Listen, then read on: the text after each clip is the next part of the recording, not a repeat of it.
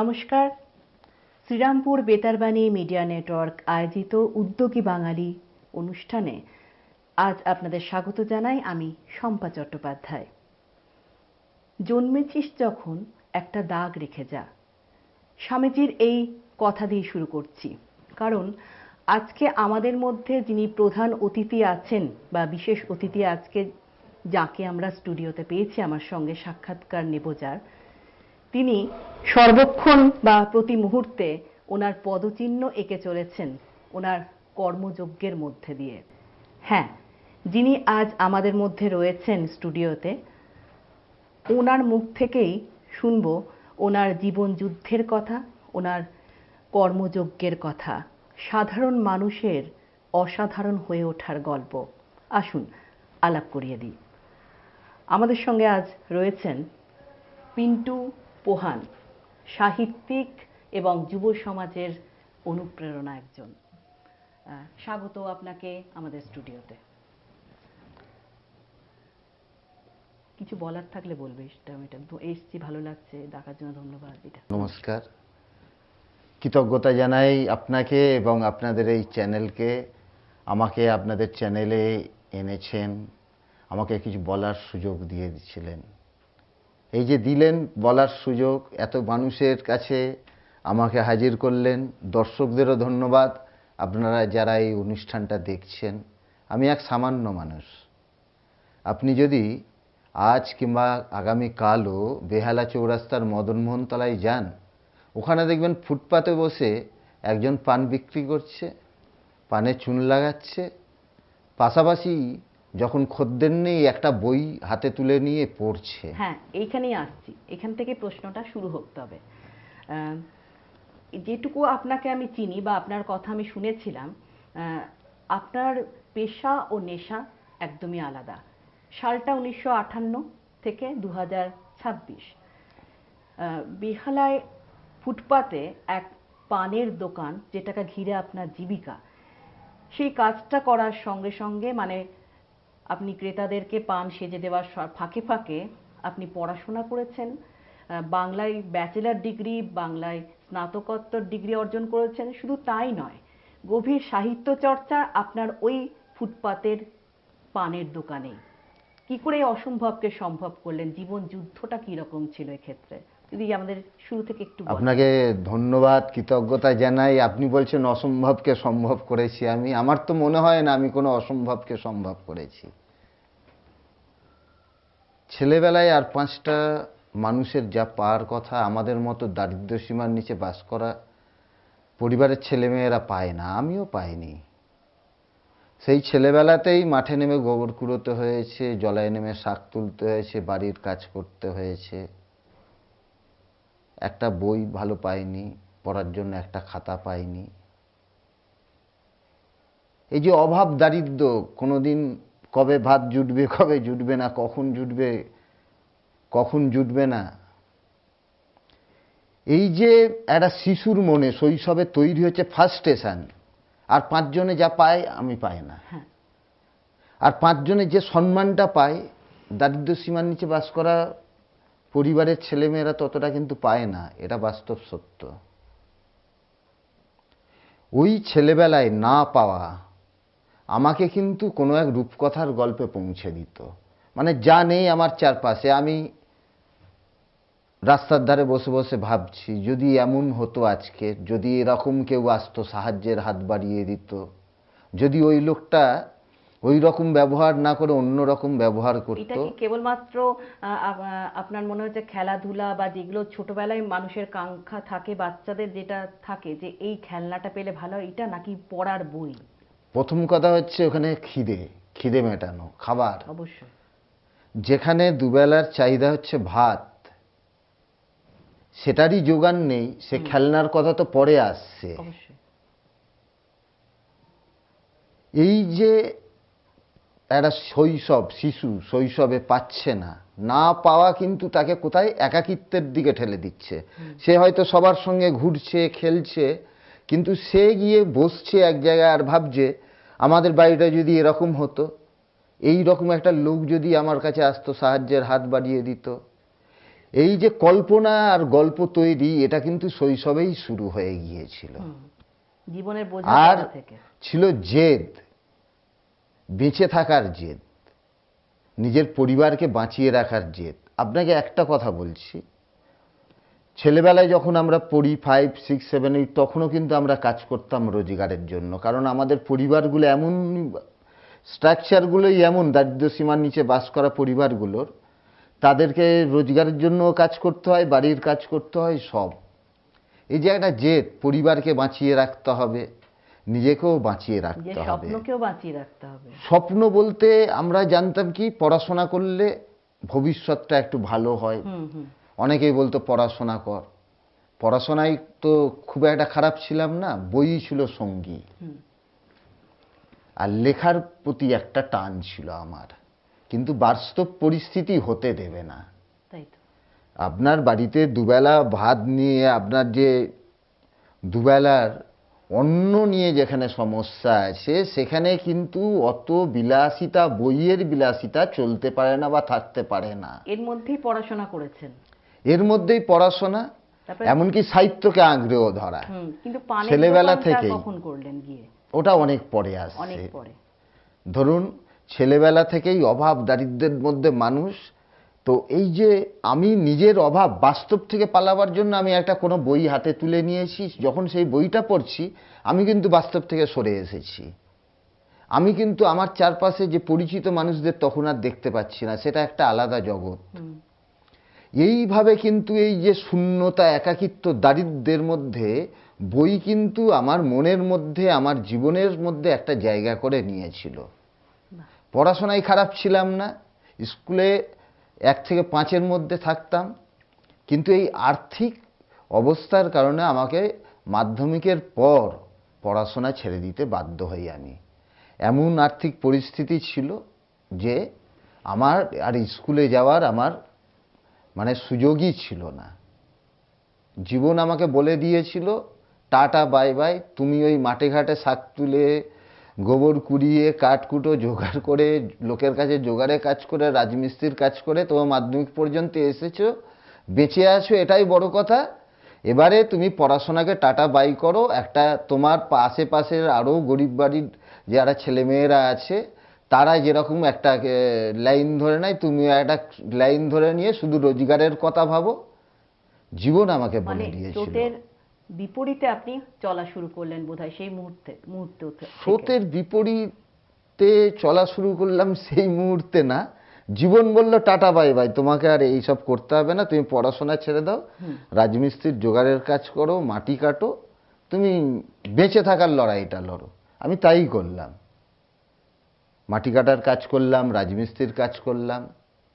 ওখান থেকেই একটু একটু করে পয়সায় জমিয়ে আমি কিন্তু 1 বছর পর আমি স্কুলেই ফিরলাম। ক্লাস 11-এ ভর্তি হলাম, উচ্চ মাধ্যমিক পরীক্ষা দিলাম, সোদপুর সীমন্ত বিদ্যাপীঠ থেকে উচ্চ মাধ্যমিকে পাস করলাম, কলেজেও ভর্তি হলাম। কিন্তু যেখানে দুবেলা ভাতেরই জোগান নেই, সেখানে কলেজে যাওয়ার বিলাসিতা আমি করব কি করে? জীবন আবার শুনিয়ে দিল, এবারে ক্ষান্ত হও, এবারে থামো, তুমি যাও রাজমিস্ত্রির জোগাড়ের কাজ করো, কারখানায় কাজ করো, ড্রাইভারি শেখো, যাই শেখো। আমি জীবনকে সেখানেও মেনে নিলাম, জীবন যে নির্দেশ দিল। আমি জোগাড়ের রাজমিস্ত্রির কাজই করতে গেলাম। এই সময় এক কন্ট্রাক্টর আমাকে 3 মাস কাজ করিয়ে পয়সা দেয়নি। ওটা কিন্তু আমার মনে খুব আঘাত লেগেছিল। টার্নিং পয়েন্ট এলো আপনার লাইফে একটা, যে তখন টার্নিং পয়েন্ট, ঠিকই বলেছেন, এটা টার্নিং পয়েন্ট, আলটিমেট এইগুলো টার্নিং পয়েন্টই। সেই যে লড়াই, সেই লড়াইয়ের কথা ভাবতে হলে এখনো চোখে জল আসে, যে ওই কন্ট্রাক্টর আমার 3 মাসের টাকা দেয়নি, আমি তার কাছে বারবার চাইতে যাচ্ছি, শেষে ধিক্কার এলো যে না, আর কারোর কাছে কাজ করবো না। তার আগে তো বিশাল ইতিহাস, একটা কাপড়ের দোকানে কাজ করতাম, সেখানেও কাজ করিয়ে পয়সা দেয়নি। একটা জিনিস, আমাদের মতো বাড়ির ছেলেরা বিভিন্ন কাজে ঢোকে তো, আর যেখানে মালিক দেখবে যে কদিন পরে ছেড়ে দিতে পারে, সেখানে তারা কিন্তু ওই টাকাটা ভাবে যে এটা আমাদের প্রাপ্য বলে মানে এই ওটা মেরেই ঠকতে থাকে। ঠকতে বোধহয় ঠেকেই আপনি শিক্ষা নিলেন এবং নিজের স্বনির্ভর হওয়ার জন্যই বোধহয় এটা একটা প্রতিবাদ, না ঠকার বিরুদ্ধে প্রতিবাদ। না আমি আর ঠকবো না, দরকার হলে আমি ফুটপাতে বসে পানি বিক্রি করব, আমার 5 টাকাই রোজগার হোক, কিন্তু আমি কারোর কাছে গিয়ে আর প্রতারিত হব না, ঠকবো না। সেই পানের দোকানে বসেই তো আপনার গভীর সাহিত্য চর্চা। এই যে সমাজে মানুষরা আপনাকে অসহযোগিতা করেছে বা পরিবারের সাপোর্ট আপনি হয়তো পাননি, কিন্তু সহযোগিতার হাতও তো অনেকে বাড়িয়ে দিয়েছে, তবে তো একটা উত্তীর্ণ হওয়ার যুদ্ধে লড়াই করতে করতে একটা উত্তীর্ণ হওয়ার গল্পও তো রয়েছে, তবেই তো পিন্টু আজকে পিন্টু পোহান। ধন্যবাদ আপনাকে, আবার কৃতজ্ঞতা জানাই। সেক্ষেত্রে আপনি রঙিন, এই যে আপনি একটা কথা আপনারই একটা কথা আমি উল্লেখ করে বলি যে আপনি বলেছেন, লিখেছেন কোথাও যে বাস্তব কখনো কখনো রূপকথাকে হার মানায়। হ্যাঁ, সেক্ষেত্রে আপনি এই যে ফুটপাতে পানের দোকানে পান সাজতে সাজতে যে সমস্ত লেখা লিখছেন, সেগুলো তো প্রকাশকরা আগ্রহে এসে ওনারা হাতে তুলে নিচ্ছেন এবং বইয়ের সংকলন আপনাকে দিচ্ছে তুলে, সেটা এটা একটা সংকলন বাস্তব তৈরি কখনো হচ্ছে। রূপকথাকে হার মানায়, ঠিকই বলেছেন আপনি। বা বিভিন্ন পশ্চিমবঙ্গের প্রথম সারি বিভিন্ন পত্রিকা আপনি লেখেন, এই সম্পর্কে একটু বলুন না, একটু আমরা শুনি যে আপনার সাহিত্য চর্চায় পানের দোকানে বসে। বেঁচে থাকার লড়াই, নিজেকে বাঁচিয়ে রাখার লড়াই, পরিবারকে বাঁচিয়ে রাখার লড়াই। আমি কিন্তু পরিবারকে ছেড়ে কখনো দূরে যাইনি, কখনো মনে করিনি নিজেকে বাঁচিয়ে রাখার লড়াইটাই বড়।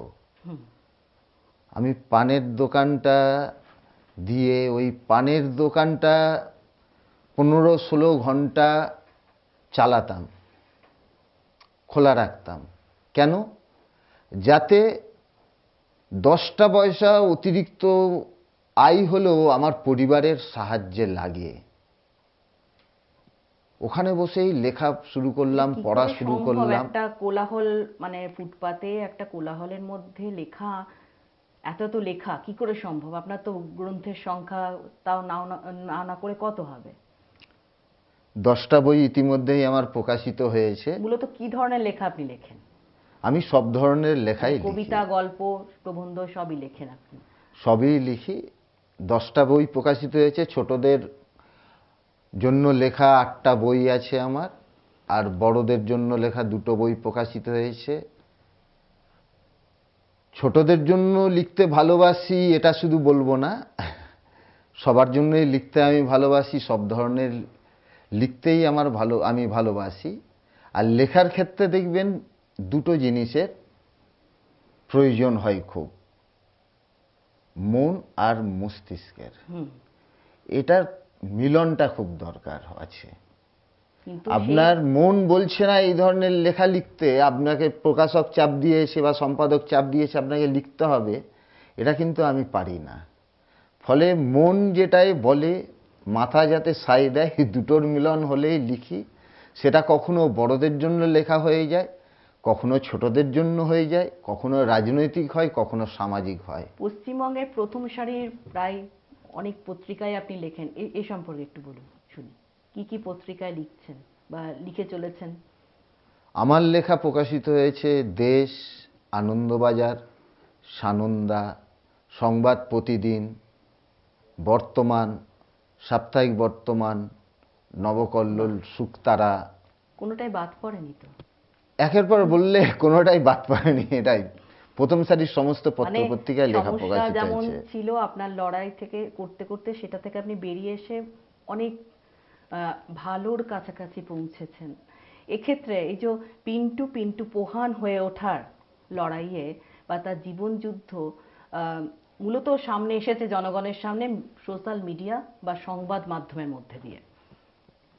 এই সম্পর্কে একটু আলোকপাত করুন না। সংবাদ মাধ্যমের কিরকম ভূমিকা ছিল, এই জার্নিটা কিরকম ছিল, শুরুটা কিরকম ছিল? পিন্টু পোহান হয়ে উঠল ফুটপাতে বসে। ফুটপাতে একটা ভাঙাচোরা টিনের গুমটিতে বসে একটা ছেলে পানে চুন লাগাতো, পান বিক্রি করতো আর লিখতো। 5 জনে 5 রকম ভাবে হ্যাটা করতো, ব্যঙ্গ বিদ্রুপ করতো, উপদ্রব করতো। এক ছিল নিজেকে বাঁচিয়ে রাখার লড়াই, আর একটা ছিল নিজের স্বপ্নকে বাঁচিয়ে রাখার লড়াই। এই যে অত্যাচার, অপমান, দেখুন আমি সাহিত্য জগতের নেপোটিজমের শিকার হয়েছি, আমি সংস্কৃতি জগতের স্বজন পোষণের শিকার হয়েছি, তো মনের জেদগুলো খুব বেড়ে যেত। এমন পত্রিকা আছে যেখানে 5 বছর ধরে আমি লাগাতার লেখা পাঠিয়ে গিয়েছি, তারা আমার একটা লেখা প্রকাশ করেনি, আমি সেখানে কম করে 50টা পাঠিয়েছি, কিন্তু শেষে তারা একটা লেখা প্রকাশ করতে বাধ্য হয়েছে। এটা কিন্তু এই যে এটা আপনার অদম্য ক্ষেত্রে পাঠিয়ে না, যাওয়া, এটা কিন্তু চলতে থাকে। যারা আমরা বড় পত্র পত্রিকায় লিখতে চেষ্টা করি, প্রয়াস থাকে, এই লড়াইটা বোধহয় আমাদের সবাইকে কম বেশি লড়তে হয়। কিন্তু আপনার ক্ষেত্রে যেটা খুব স্বাভাবিকভাবে কি এই বিষয়টা ঘটেছিল, সংবাদ মাধ্যম আপনার সাথে জুড়ে গেল, আপনার এই জীবন যুদ্ধের সাথে কি করে যুক্ত হলো? সেটা তো একটা কোনো শুরু ছিল। এটা আমি বাঁচতে চাই, আমার স্বপ্নকে বাঁচিয়ে রাখতে চাই। আমি কে? আমি বেহালা চৌরাস্তার মদনমোহন তলায় ফুটপাতে পান বিক্রি করি, যার দিনে রোজগার নেই 150 থেকে 200 টাকাও রোজগার নয়, যে একটা ভালো জামা পরতে পারে না, ভালো খাবার পায় না, ইচ্ছে হলেও কোথাও ঘুরতে যেতে পারে না। এই ছেলেটাই চিৎকার করে যখন বলতো, কেউ আমাকে সাহায্যের হাত বাড়িয়ে দিল না, এতগুলো পত্রিকায় আমার লেখা বের হলো, এতগুলো আমার বই প্রকাশ হলো, তেমন কি কেউ নেই? আপনাকে এই বাস্তব সত্যটা বলছি। এই যে আমি তো উচ্চ মাধ্যমিক পাস করে পানের দোকানটা খুলেছিলাম, তারপর আমি বাংলায় ব্যাচেলার ডিগ্রি করলাম ওই ফুটপাতে বসে পড়েই। ওই পানের দোকানটা খুলতাম, সাজিয়ে গুছিয়ে নিয়ে ঝাঁট দিয়ে পরিষ্কার করে। আমার দোকান খুলতে গুছোতেও 1.5-3 ঘন্টা সময় লাগে। অন্যরা হয়তো ওই 1.5-2 ঘন্টায় হয়তো 2000-3000 আরও বেশি বেশি রোজগার করে, কিন্তু গরিব মানুষ তো, আমাদের ওই দোকান সাজাতেই অত সময় লাগে। এবারে এখানে বসে কিন্তু আমি পড়ে ব্যাচেলার ডিগ্রি কমপ্লিট করলাম বাংলায়। কেন করলাম? আমার তো একটা লক্ষ্য ছিল যে এত মানুষ জানছে, বিভিন্ন পত্রপত্রিকায় আমার লেখা প্রকাশিত হচ্ছে, কেউ হয়তো ভাববে যে ছেলেটা তো লেখার একটু সময় চাইছে, পড়ার একটু সময় চাইছে, একে একটা কিছু চাকরি দেওয়া হোক, কিছু দেওয়া হোক। আর যদি ব্যাচেলার ডিগ্রি থাকে তাহলে তাদের সাহায্য করতেও সুবিধা হবে। কেউ এগিয়ে এলো না। ও ডাকে কিন্তু আমার সময় নষ্ট করে, কিন্তু কাজের কাজ হয় না। তারপরে মাস্টার ডিগ্রি কমপ্লিট করলাম, ওই দোকানে বসে পড়েই, সাহায্য করলো না কেউ।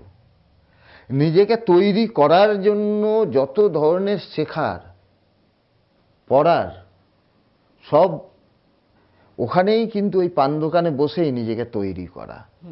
সাহায্যের হাত বাড়িয়ে দিল না কেউ।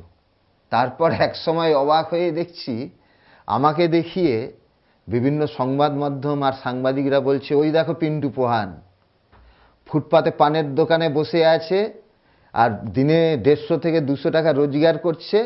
ওর কথা আজকের কে বলেছে জানো? রাজস্থানের ক্যাবিনেট মিনিস্টার রাজ্যবর্ধন সিং রাঠোর। বিশ্ব যুব দিবসের মঞ্চে রাজ্যবর্ধন সিং রাঠোর পিন্টু পোহানের কথা বলছে। ভারতের টেক্সটাইল মিনিস্টার কার কথা বলছে জানো? যুব সমাজকে অনুপ্রেরণা দেওয়ার জন্য পিন্টু পোহানের কথা বলছে। এই তো আপনার একটা বিশাল প্রাপ্তি। এইগুলো প্রাপ্তি। এবারে কলকাতা টিভির এক সাংবাদিক একদিন আমার দোকানে এসেছিলেন কিছু একটা কিনতে। তো উনি দেখে অবাক, প্রথম কথা দেখে অবাক আমি লিখছি। সাধারণত কোনো দোকানে দেখে না যে ওই রকম পান না সেজে বা খদ্দেরের জন্য অপেক্ষা না করে একজন লিখছে, আর তার দোকানে ঠাসা খালি বই, অথচ বইয়ের দোকানই না সেটা।